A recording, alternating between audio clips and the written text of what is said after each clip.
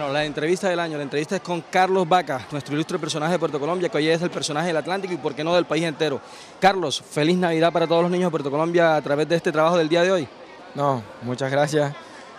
Feliz Navidad para todos, espero que disfruten. Bueno, aquí en estos momentos disfrutando con los niños, me llena de mucha alegría y espero seguir trabajando con la mentalidad de poder hacer las cosas bien y bueno, que con ayuda de Dios poder seguir ayudando a estos niños que seguro que con este pequeño detalle van a tener una sonrisa y una motivación más para salir adelante. Carlos, ¿por qué la idea de cambiar el juguete, qué es lo que se estila regalar en Navidad, por útiles escolares, por este kit escolar?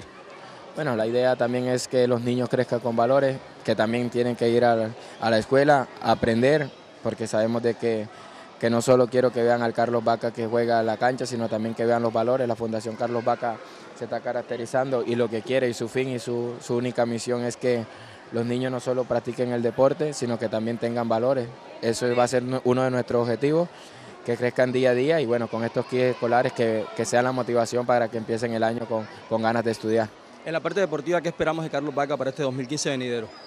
Bueno, siempre mi mentalidad está en mejorar lo que he hecho. Espero superar lo que hice en el 2014. No va a ser fácil, pero bueno, vamos a trabajar con esa mentalidad y con esa ambición de hacer las cosas bien. Finalmente, Carlos, para las personas que te vieron correr, crecer en las canchas polvorientas de Puerto Colombia, el mensaje para toda esta juventud que siga tus pasos.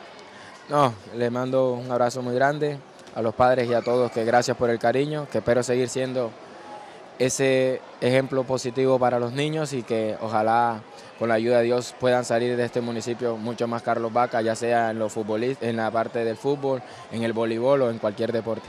Bueno, para Panorama Porteño estuvo Carlos Vaca, el más grande de nuestro municipio y quizás del país. Bendiciones, Carlos. Muchísimas gracias.